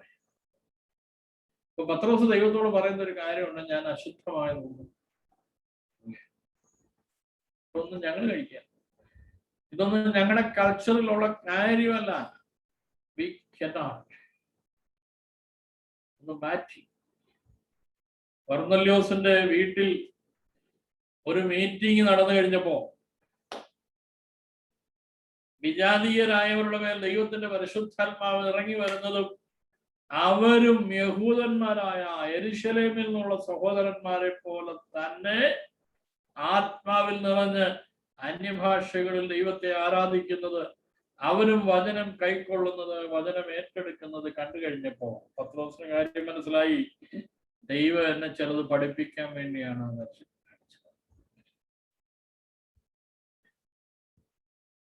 നമ്മളൊരു കാര്യം മനസ്സിലാക്കണം. പൗലോസിന്റെ കാര്യത്തിലേക്ക് നമ്മൾ താഴോട്ട് പഠിക്കുമ്പോൾ ഒരുപാട് കാര്യങ്ങൾ അങ്ങനെ ആ നിലയിൽ ശ്രദ്ധിക്കാം. നമ്മള് മനസ്സിലാക്കേണ്ട ഒരു കാര്യം, ലോകത്തിൽ എണ്ണി തിട്ടപ്പെടുത്താൻ പറ്റാത്ത അത്ര കൾച്ചറുണ്ട്. എന്നുവെച്ചാൽ സാംസ്കാരിക വ്യതിയാനങ്ങളുണ്ട്, വ്യത്യസ്തമായ സാംസ്കാരിക തലങ്ങളുണ്ട്. അവർക്കെല്ലാവർക്കും വേണ്ടിയാണ് യേശു മരിച്ചത്. അവരെല്ലാവരും സുവിശേഷം കേൾക്കേണ്ടവരാണ്. അവരെല്ലാവരും യേശുവിനെ അറിയേണ്ടവരാണ്. ഞാനിങ്ങനെ റിജിഡായിട്ട് നിന്നാൽ എൻ്റെ സംസ്കാരവും മുറുകെ പിടി, എൻ്റെ സംസ്കാരം കളയണമെന്നൊന്നും അല്ല ഞാൻ പറഞ്ഞത്. പക്ഷെ അവരുടെ ഇടയിലേക്കൊന്ന് ഇറങ്ങിച്ചെല്ലുവാൻ നമുക്ക് കഴിയണം. അവരുടെ ഇടയിലേക്ക് ഇറങ്ങിച്ചെല്ലുവാൻ ഒരു യഥാർത്ഥത്തിലുള്ള സുവിശേഷകന് കഴിയണം. വ്യക്തമായിട്ട് നമുക്കതിന് സാധിക്കും. ഒരു പരിധിവരെ ഭാരത സുവിശേഷീകരണത്തിന്റെ പരാജയം എന്ന് പറയുന്നത്, ഭാരത സുവിശേഷീകരണത്തിന്റെ പരാജയം, ആ വാക്ക് തന്നെ ഞാൻ ഉപയോഗിക്കാം. ഒരു പരിധി വരെ ഭാരത സുവിശേഷീകരണത്തിന്റെ പരാജയം, നമ്മൾ മലയാളികളാണ് ഏറ്റവും കൂടുതൽ മിഷണറിമാരായിട്ട് കേരളത്തിനുള്ളിലേക്ക് പോയത്. നോർത്ത് ഇന്ത്യയിലൊക്കെ ഒരുപാട് പാസ്റ്റർമാർ, ഒരുപാട് churches, but it is all based and built on a Malayali foundation. ഞാൻ ഓണം എന്ന് പറയുമ്പോൾ 100% എന്ന് അതിന് അർത്ഥമില്ല, അങ്ങനെ അല്ലാത്തതുകൊണ്ട്. But it's very negligible minority. ഭൂരിഭാഗം സഭകളും കേരളത്തിൽ നിന്ന് പോയ ദൈവദാസന്മാർ പണിത് ഉയർത്തിയിരിക്കുന്നത് ഒരു മലയാളം ഫൗണ്ടേഷൻ എന്ന് പറഞ്ഞാൽ, അവിടുത്തെ വിശ്വാസികളിൽ ഹോൾഡുള്ള വിശ്വാസികളൊക്കെ മലയാളം. ഇന്ന് ചേഞ്ചസ് വരുന്നുണ്ട്. ഇന്ന് മറ്റ് ഭാഷക്കാരും കൾച്ചറിലുള്ളവരും ഒക്കെ വിശ്വാസത്തിലേക്ക് വരുന്നുണ്ട്. എന്നാൽ അവർ എത്രമാത്രം ലീഡർഷിപ്പിലേക്ക് വരുന്നു, എത്രമാത്രം ഉത്തരവാദിത്തത്തോടെ കാര്യങ്ങൾ അവർ ചെയ്യാൻ തുടങ്ങുന്നു, ആ വിവരം നമുക്ക് അറിഞ്ഞുകൂടാ. ഞാൻ പറഞ്ഞത് പൗലൂസിന്റെ ദൗത്യം എന്ന് പറയുന്നത് വിജാതീയമായ ദൗത്യമായിരുന്നു. അദ്ദേഹം അന്ത്യോക്യയിൽ കുറെ കാലം ഉണ്ടായിരുന്ന അന്ത്യോക്യ സഭയാണ് പൗലൂസിനെ പ്രാർത്ഥിച്ച് മിഷണറിയായിട്ട് അയച്ചത്. അപ്പോസ്തല പ്രവൃത്തികളൊക്കെ പഠിക്കുമ്പോൾ നമുക്കറിയാവും. പക്ഷെ അവസാനം വന്നപ്പോൾ യെരുശലേമിലെ ഈ യഹൂദ വിശ്വാസികൾ അവര് പൗലൂസിന്റെ വിജാതീയ ദൗത്യത്തെ അംഗീകരിച്ചിട്ട് യെരുശലേമിലെ ദരിദ്രക്കാർക്ക് ധനശേഖരണം നടത്താൻ, യെരുശലേം സഭയിൽ ബുദ്ധിമുട്ട് അനുഭവിക്കുന്ന സഹോദരങ്ങൾക്ക് വേണ്ടി സമ്പന്നമായ മറ്റ് വിജാതീയ സഭകളിൽ നിന്നൊക്കെ ധനശേഖരണമൊക്കെ നടത്താനായിട്ട് പൗലൂസിനെ ഏൽപ്പിക്കുന്ന ഭാഗങ്ങളൊക്കെ നമ്മൾ വായിക്കുന്നുണ്ട്. ചില റെഫറൻസുകൾ പറയുന്നത് നിങ്ങൾക്ക് നോട്ട് ചെയ്യാം. ഗലാത്യ ലേഖനം 1-ാം അധ്യായം 20-ാമത്തെ വാക്യം, 1 കൊരിന്ത്യർ 16:1-4 വരെ, 2 കൊരിന്ത്യർ 8:9, റോമാലേഖനം 15-ാം അധ്യായം 26-ാമത്തെ വാക്യം.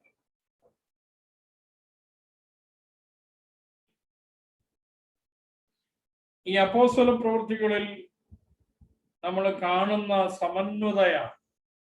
പൗലൂസിന്റെ രേഖകളിൽ യഹൂദ ഭാഗവും ജാതീയ ഭാഗവും തമ്മിലൊന്നും അങ്ങനെ വലിയൊരു ഒത്തൊരുമയൊന്നും ഉള്ളതായിട്ടൊന്നും നമ്മൾ കാണുന്നില്ല. ഞാൻ പറഞ്ഞില്ല, വളരെ സംക്ഷിപ്തമായിട്ട് ഞാൻ പറയാം.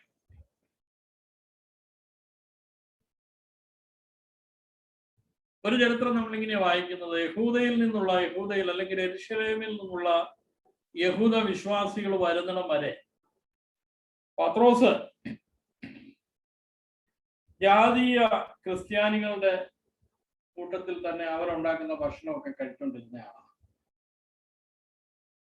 പക്ഷെ യെരുശലേമിൽ നിന്നുള്ള വിശ്വാസികൾ വന്നു കഴിഞ്ഞപ്പം പത്രോസ് അവരുടെ കൂടെ കൂടി ഈ പാവങ്ങൾ ഉണ്ടാക്കുന്ന ഭക്ഷണമൊന്നും കഴിക്കാത്ത ഒരു സ്റ്റേജിലേക്ക് പോവാൻ.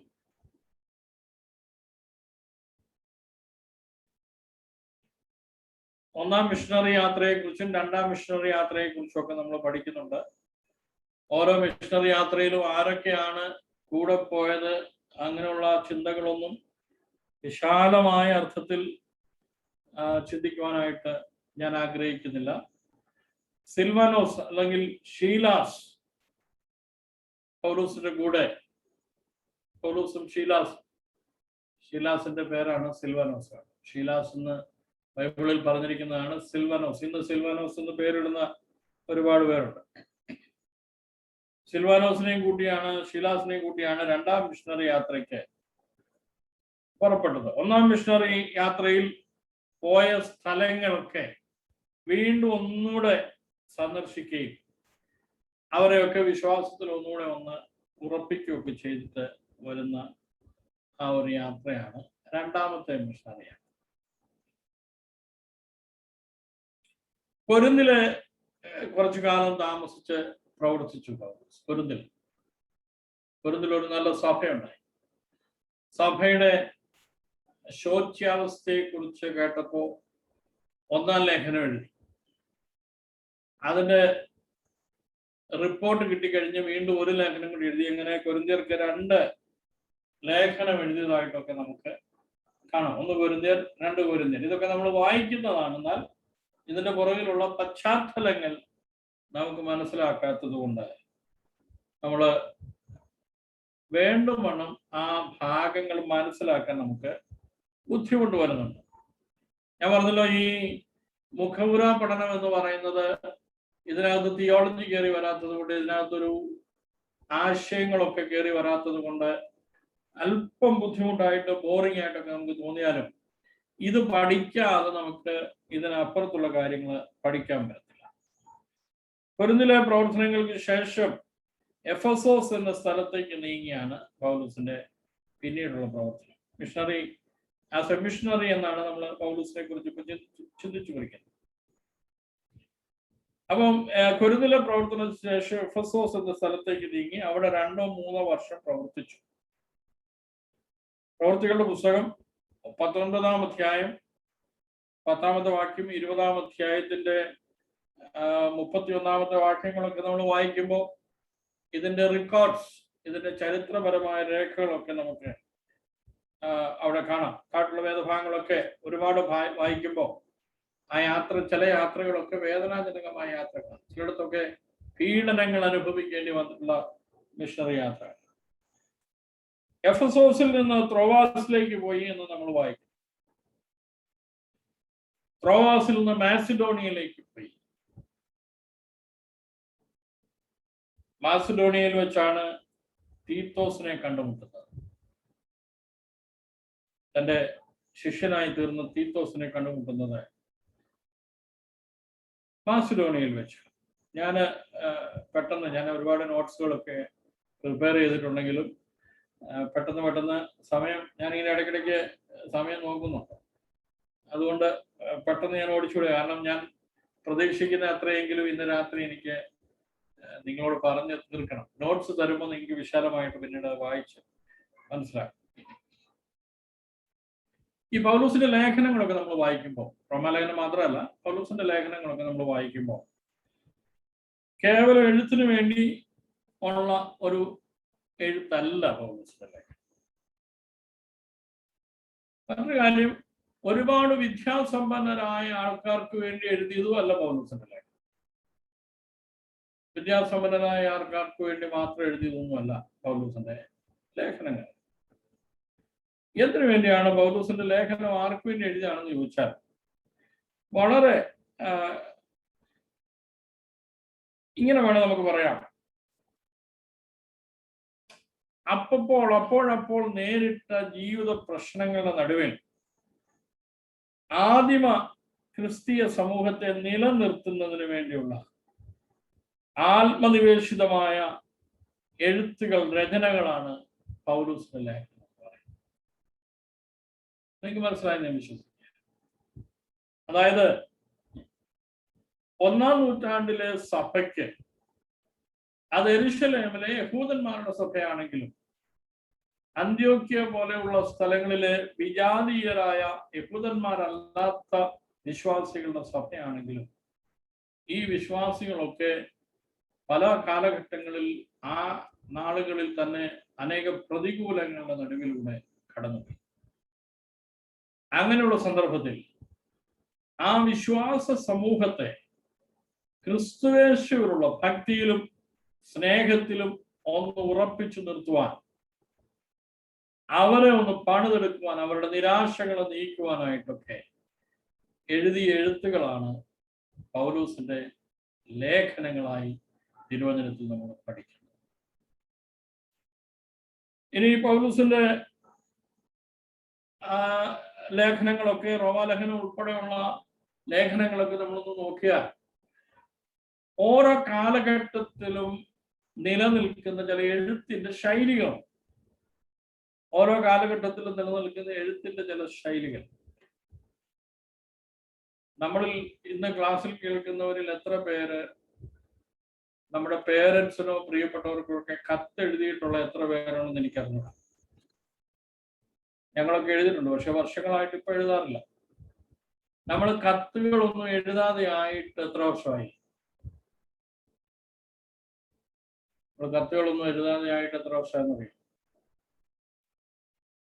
ഒരുപാട് വർഷമായി അല്ലേ?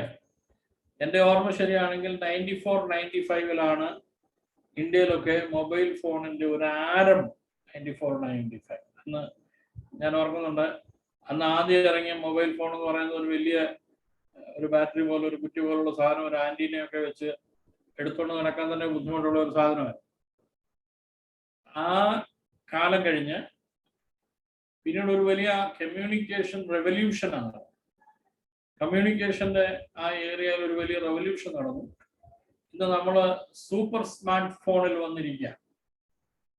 ഒരു ചെറിയ ഫോൺ കയ്യിലുണ്ടെങ്കിൽ എല്ലാം സാധിക്കാവുന്ന, നമ്മുടെ ബാങ്കിങ് ഓപ്പറേഷൻ അതിനകത്ത് നടക്കാൻ പറ്റും, നമുക്ക് മെയിലുകൾ അയക്കാൻ പറ്റും, ഇമെയിൽ റിസീവ് ചെയ്യാൻ പറ്റും, നമുക്ക് പിക്ചേഴ്സ് കാണാൻ പറ്റും, നമുക്ക് വാട്സപ്പ് മെസ്സേജ് അയക്കാൻ പറ്റും in one single phone.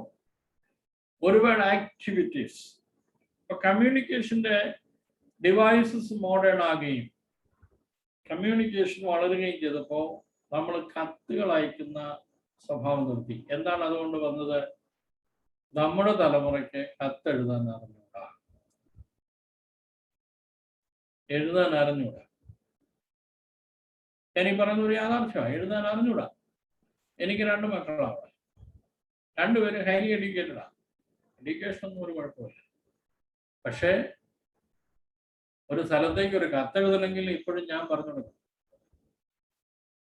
Telephone വിളിച്ച് ചോദിക്കും, അപ്പ എന്താ എഴുതണ്ടേ, എങ്ങനെ എഴുതണ്ടേ എന്ന് ടെലഫോൺ വിളിച്ച് ചോദിക്കും. നമ്മൾ പറഞ്ഞു കൊടുക്കണം, ഇങ്ങനെ എഴുതണ്ടേ, ഇങ്ങനെയാ സല്യൂട്ട് ചെയ്യണ്ടേ. അവരെ കുറ്റം പറയുന്നില്ല. അവർ വളർന്നു വന്ന സാഹചര്യത്തിൽ എഴുത്തെന്ന് പറയുന്ന ഒരു സങ്കേതത്തിൽ അവർക്ക് ആശ്രയിക്കേണ്ടി വന്നിട്ടില്ല. ഞാൻ പറഞ്ഞത് ഓരോ കാലഘട്ടത്തിലും എഴുത്തിന് ഓരോ ശൈലിയുണ്ട്. ഉദാഹരണം, കഴിഞ്ഞ ഒരു 20-30 വർഷമായിട്ട് ന്യൂസ് പേപ്പർ വായിക്കുന്ന ഒരാള് നമ്മുടെ കൂട്ടത്തിലുണ്ടെന്ന് വിചാരിക്കാം. നമ്മൾ 25-30 വർഷം മുമ്പ് വായിച്ച ന്യൂസ് പേപ്പറിന്റെ ശൈലി അല്ല ഇന്ന്. ഇന്നത്തെ ന്യൂസ് പേപ്പറിന്റെ ഉപയോഗിക്കുന്ന വാക്കുകൾക്കും എഴുതുന്ന ശൈലികൾക്കും ഒക്കെ മാറ്റം. കാരണം 30 വർഷം മുമ്പ് നടത്തിയവരല്ല ഇപ്പൊ നടത്തുന്നത്, അന്ന് എഴുതിയവരല്ല ഇപ്പൊ എഴുതുന്നത്. അപ്പൊ ഓരോ വ്യക്തികൾക്കും ഓരോ കാലഘട്ടത്തിനും ഓരോ ശൈലികളും. പിന്നെ ഭാഷകൾക്ക് വരുന്ന വ്യത്യാസങ്ങൾ. 20 വർഷം കൂടുമ്പോൾ ഭാഷയ്ക്ക് വ്യതിയാനം സംഭവിക്കുന്നു എന്നാണ് പണ്ഡിതമതം. പണ്ഡിതന്മാർ പറയുന്ന എല്ലാ 20 വർഷത്തിലും എല്ലാ ഭാഷയ്ക്കും വ്യത്യാസങ്ങൾ സംഭവിക്കും. പുതിയ വാക്കുകൾ വരും. പഴയ വാക്കുകൾ ചിലതൊക്കെ ലോപിച്ച് ഇല്ലാതെയാവും, ഉപയോഗത്തിൽ ഇല്ലാതെയാവും. സത്യമാണ്. നമ്മൾ സൂക്ഷ്മമായി ശ്രദ്ധിക്കാത്തത് കൊണ്ടൊരു പക്ഷേ ഇതൊന്നും നമുക്ക് മനസ്സിലായി എന്ന് വരികയില്ല. എന്നാൽ ഇതാണ് സത്യം. പുതുത് സംഭവിക്കുകയും പഴയതൊക്കെ നിന്നു പോവുകയും ചെയ്യും. പൗലോസിന്റെ എഴുത്തുകളിലുമൊക്കെ അന്ന് നിലനിന്നിരുന്ന എഴുത്തിന്റെ ശൈലികൾ താൻ അവലംബിച്ചിട്ടുണ്ടായിരുന്നു. അതുകൊണ്ടാണ് അതിനകത്തൊക്കെ ചിലപ്പോൾ പ്രാരംഭ വന്ദനങ്ങളൊക്കെ കാണാം. എഴുതുന്ന ആളെ കുറിച്ചുള്ള ഒരു വിവരണങ്ങളൊക്കെ പൗലോസിന്റെ എഴുത്തുകളിൽ. പ്രാരംഭമായിട്ടൊരു വന്ദനം, ഒരു സല്യൂട്ടേഷൻ ഉണ്ട്. പിന്നെ എഴുതുന്ന ആളെ കുറിച്ച് ഒരു വിവരണമൊക്കെ ഉണ്ട്.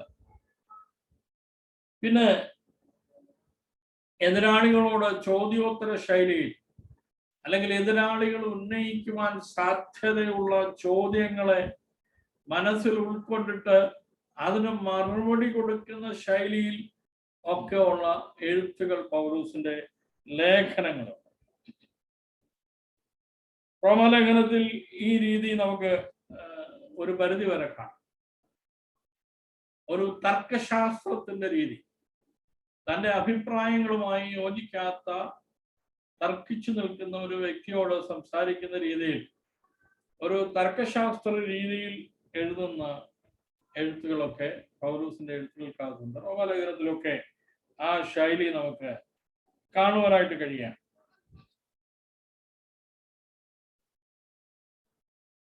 അതുപോലെ തന്നെ അപ്പീലിംഗ് അല്ലെങ്കിൽ അപേക്ഷ, ഞാൻ നിങ്ങളോട് അപേക്ഷിക്കുന്നു, ഞാൻ ദൈവത്തിന്റെ മനസ്സിൽ ഓർമ്മിച്ച് നിങ്ങളെ പ്രബോധിപ്പിക്കുന്നു മുതലായ പദപ്രയോഗങ്ങളൊക്കെ പൗലോസിന്റെ എഴുത്തിന്റെ ഒരു പ്രത്യേകതയാണ്. ഒരു അപ്പീലിംഗ് ആണ്, ഒരു അപേക്ഷ ഒക്കെ തന്റെ എഴുത്തുകളിൽ നമുക്ക് കാണുവാനായിട്ട്. പൗലോസ് എന്ന് പറയുന്ന മിഷണറിയെ കുറിച്ചും എഴുത്തുകാരനെ കുറിച്ചും ഒക്കെ ചുരുക്കമായിട്ട് ചിന്തിക്കുവാനായിട്ട് നമുക്ക് കഴിയും. ഇനി ഇതിന്റെ പുറകിൽ ഒരു വ്യക്തിത്വം, പൗലോസിന്റെ എഴുത്തുകളുടെ പുറകിലുള്ള വ്യക്തിത്വത്തെ കുറിച്ച് പറയാം. പൗലോസിന്റെ എഴുത്തുകളുടെ പിന്നിലെ വ്യക്തിത്വം നിങ്ങൾക്ക് വേണമെങ്കിൽ കുറിക്കാം. ഒന്ന്, തന്റെ എഴുത്തുകളൊക്കെ നാം പഠിക്കുമ്പോൾ, റോമാലേഖനം നല്ല മറ്റ് ലേഖനങ്ങളൊക്കെ പഠിക്കുമ്പോൾ തന്റെ ദൈവവിളിയെ കുറിച്ചുള്ള ബോധ്യം തന്റെ എഴുത്തുകളിലെല്ലാം പ്രകടമായി. തന്റെ ദൈവവിളിയെ കുറിച്ചുള്ള ബോധ്യം പൗലോസിന്റെ എഴുത്തുകളിലുണ്ടായി. എന്ന് പറഞ്ഞാൽ he was very courageous in telling his conviction of his calling. എന്നെ ദൈവമാണ് വിളിച്ചതെന്ന് പറയാനുള്ള ധൈര്യം ഒരിക്കലും ചോർന്നു പോകാത്ത ഒരു വ്യക്തിയായിരുന്നു പൗലോസ്. തന്റെ ദൈവവിളിയെ കുറിച്ചുള്ള ബോധ്യം തനിക്ക് എപ്പോഴും ഉണ്ടായിരുന്നു. ഒരിക്കലും സംശയം തനിക്ക് വന്നിട്ടില്ല. എന്റെ ദൈവം തന്നെയാണോ വിളിച്ചതെന്നത് ചോദ്യം ചോദിക്കേണ്ട അവസ്ഥ പൗലോസിന്റെ ജീവിതത്തിൽ വന്നിട്ടില്ല. നമ്മളൊന്ന് ചിന്തിക്കണം കേട്ടോ. നമ്മളൊക്കെ വിശ്വാസികളെന്ന് പറയുമ്പോഴും ദൈവം എന്നെ വിളിച്ചിട്ടുണ്ടെന്ന് പറയുമ്പോഴും ഒക്കെ ചില സന്ദർഭങ്ങളിലെങ്കിലും ചില സംശയത്തിനൊക്കെ നമ്മൾ അടിമയായിട്ടില്ല. നമ്മൾ സംശയിച്ച ദൈവത്തോട് ചോദിച്ചിട്ടില്ലേ, ദൈവമേ നീ തന്നെയാണോ വിളിച്ചത്? പൗലോസിന്റെ എഴുത്തിന്റെ പുറകിലെ വ്യക്തിത്വത്തിനകത്ത് ഏറ്റവും പ്രധാനപ്പെട്ട കാര്യമാണ് തന്റെ ദൈവ വിളിയെ കുറിച്ചുള്ള തന്റെ കൺവിക്ഷൻ, തന്റെ ഉത്തമ ബോധ്യം. രണ്ട്, പൗലോസ് തന്റെ അതോറിറ്റി തന്റെ എഴുത്തിനകത്ത് പ്രയോഗിച്ചു.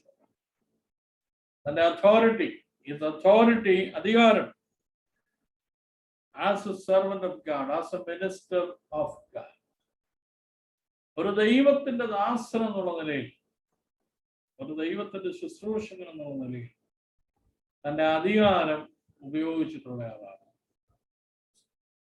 തന്റെ എഴുത്തുകളിലൊക്കെ തന്റെ അധികാരങ്ങളൊക്കെ നമുക്ക് കാണുവാനായിട്ട് കഴിയും. 3, പരിവർത്തനം ചെയ്തവരോടുള്ള സ്നേഹം, അല്ലെങ്കിൽ കൺവേർട്ടഡായി ക്രിസ്തുവിലേക്ക് വന്ന മറ്റു വിശ്വാസങ്ങളെ ത്യജിച്ചിട്ട് യേശു ക്രിസ്തുവിലേക്ക് വന്നവരോടുള്ള പൗലോസിന്റെ സ്നേഹം പൗലോസിന്റെ എഴുത്തുകളിലൊക്കെ നമുക്ക് കാണുവാനായിട്ട്. എനിക്കിതിനെല്ലാം ഉദാഹരണങ്ങളൊക്കെ നിങ്ങൾക്ക് തരണമെന്നൊക്കെ ആഗ്രഹമുണ്ട്. പക്ഷെ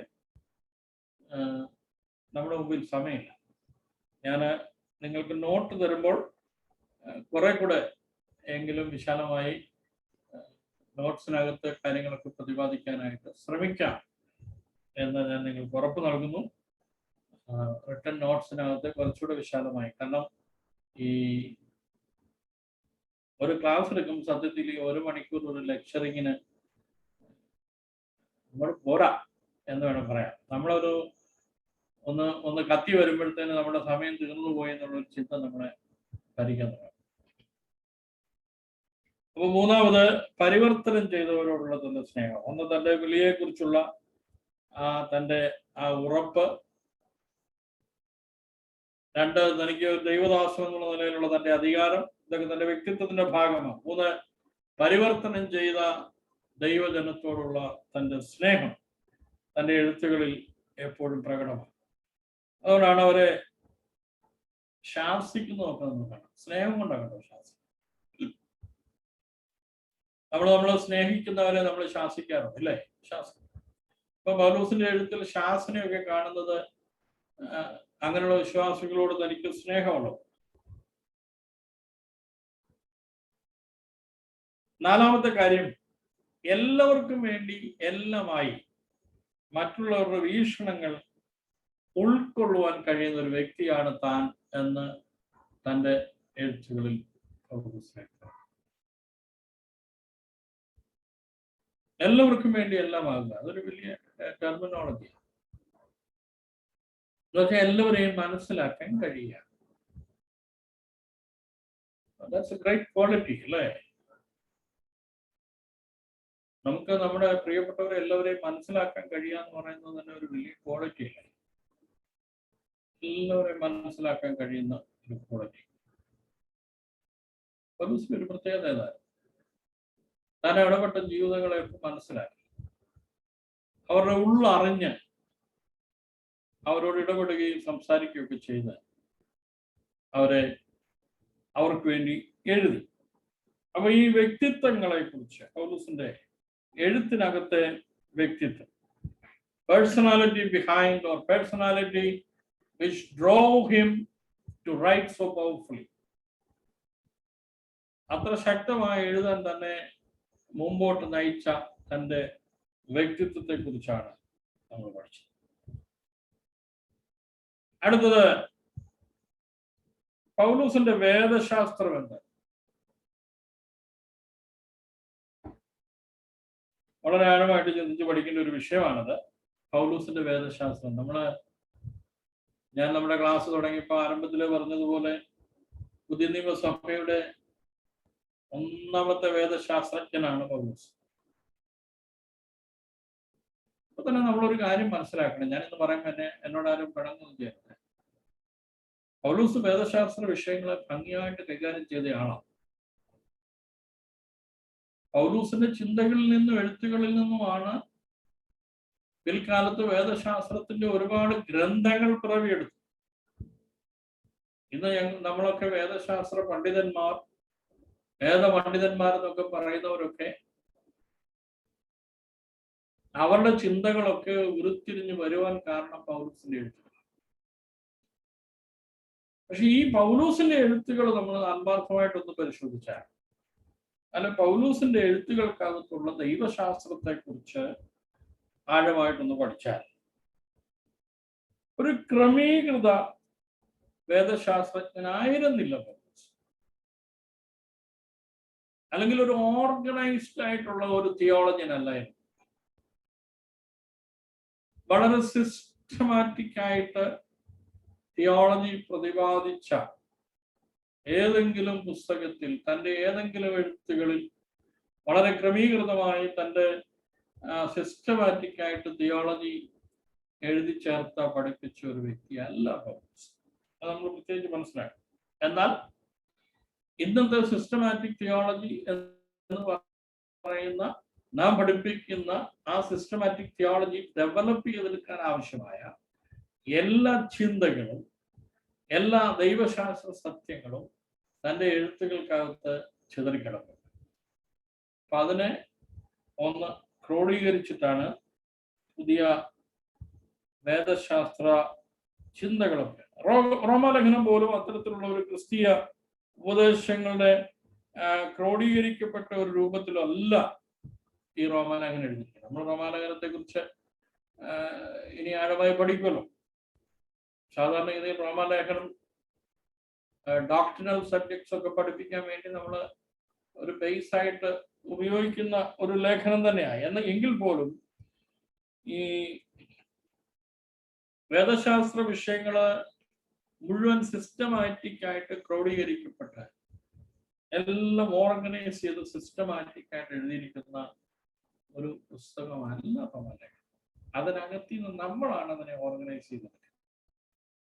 നമ്മൾ പഠിക്കുമ്പോൾ നമുക്ക് ആവശ്യമുള്ള വിഷയങ്ങളെല്ലാം അതിനകത്ത് ദൈവത്തിന്റെ ആത്മാവ് തന്നിട്ടുള്ളത് കൊണ്ട് നമ്മൾ പിന്നീട് അതിനെ ഇങ്ങനെ ഒന്ന് ക്രോഡീകരിച്ച് എടുക്കുക. റോമാലേഖനത്തിലേക്ക് വരുമ്പോൾ രണ്ട് വേദശാസ്ത്രജ്ഞന്മാരുടെ ഇടയിൽ, ഞാൻ ഈ പറയുന്നത് പ്രത്യേകം കേൾക്കണേ, റോമാലേഖനത്തിലേക്ക് വരുമ്പോൾ വേദശാസ്ത്രികളുടെ ഇടയിൽ, ചിന്തകന്മാരുടെ ഇടയിൽ രണ്ട് അഭിപ്രായമുണ്ട്. പൗലോസിന്റെ ചിന്തകളുടെ കേന്ദ്രം എന്താണ് എന്നതിൽ തർക്കമുണ്ട്. പൗലോസിന്റെ വേദശാസ്ത്ര ചിന്തകളുടെ കേന്ദ്രം എന്താണ് എന്നുള്ള വിഷയത്തിൽ തർക്കമുണ്ട്. നമ്മൾ സാധാരണ പറയുന്ന വിശ്വാസത്താലുള്ള നീതീകരണമാണോ തൻ്റെ ചിന്തയുടെ കേന്ദ്രം, അതോ ചരിത്രത്തിന്റെ അന്ത്യം എന്താണ് എന്നാണ്? ഒരു കൂട്ടർ പറയുന്നത് എന്താണെന്നറിയാം. വിശ്വാസത്തിന്റെ നീതീകരണം വളരെ ഭംഗിയായിട്ട് താൻ താർക്കികമായി അവതരിപ്പിച്ചിട്ടുണ്ടെങ്കിലും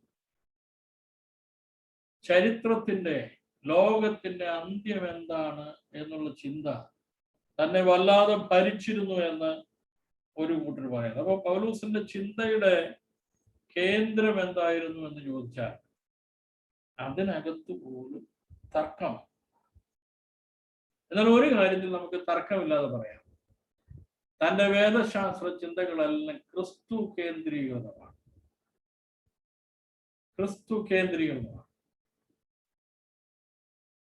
യേശുവിനെ കുറിച്ചുള്ള, യേശു ക്രിസ്തുവിനെ കുറിച്ചുള്ള ചിന്തകളെ കേന്ദ്രീകരിച്ചിട്ടുള്ള ചിന്തകളാണ്, അല്ലെങ്കിൽ എഴുത്തുകളാണ്, പഠിപ്പിക്കലുകളാണ് പൗലോസിന്റെ വേദശാസ്ത്ര പഠിപ്പിക്കലുള്ളത്.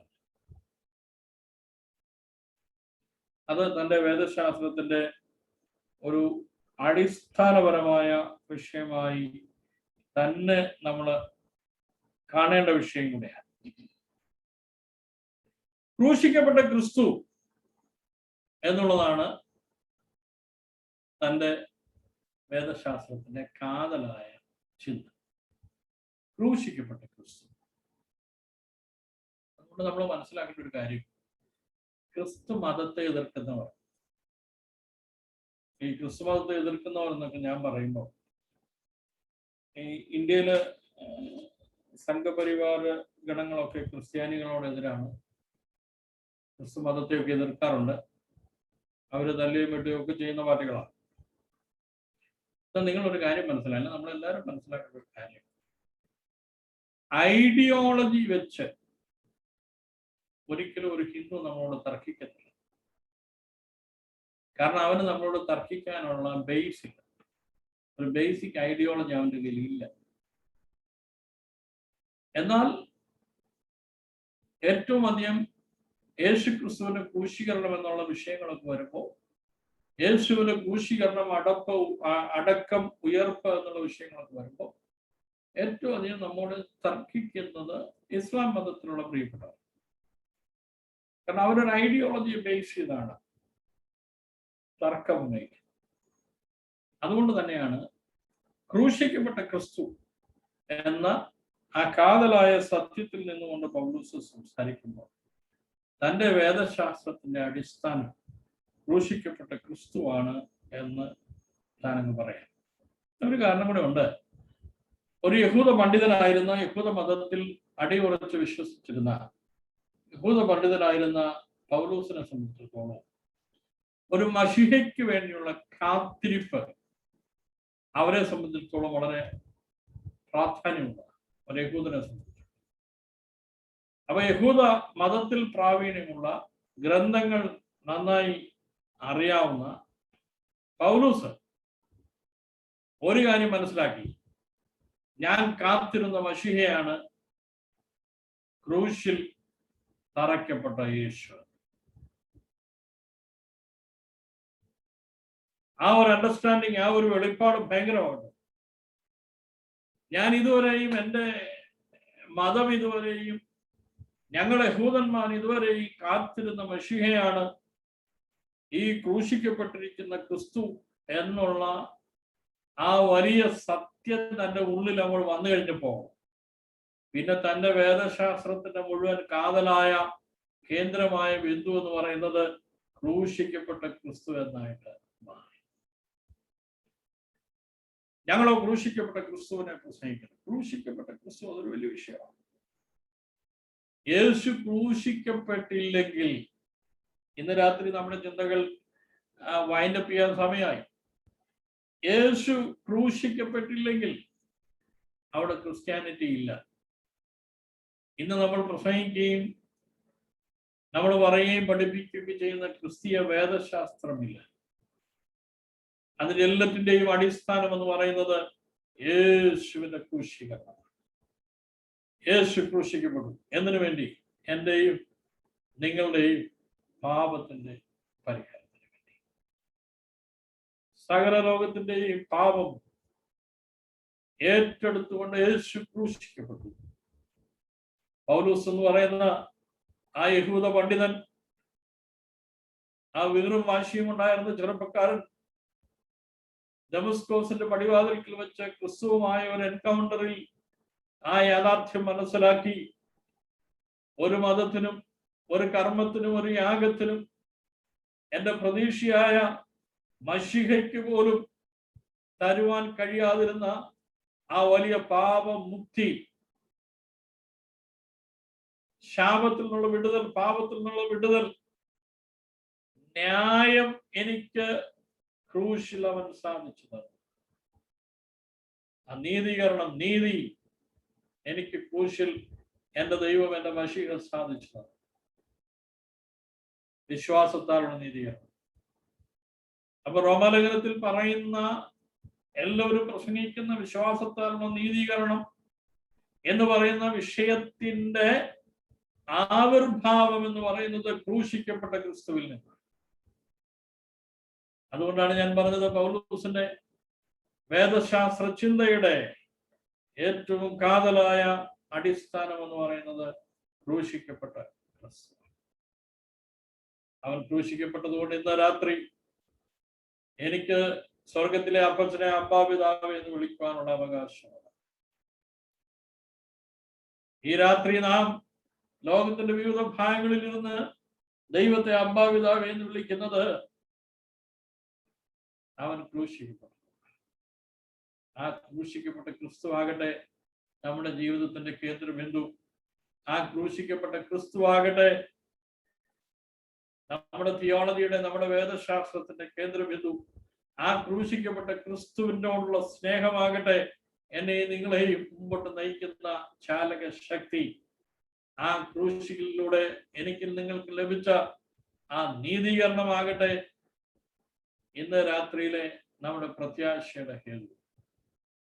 നമ്മുടെ കണ്ണുകൾ അടയ്ക്കാം, നമുക്ക് പ്രാർത്ഥിക്കാം. പരിശുദ്ധ കർത്താവേ, ഈ നല്ല സമയത്തിനായിട്ട് നന്ദിയോടെ സ്തോത്രം.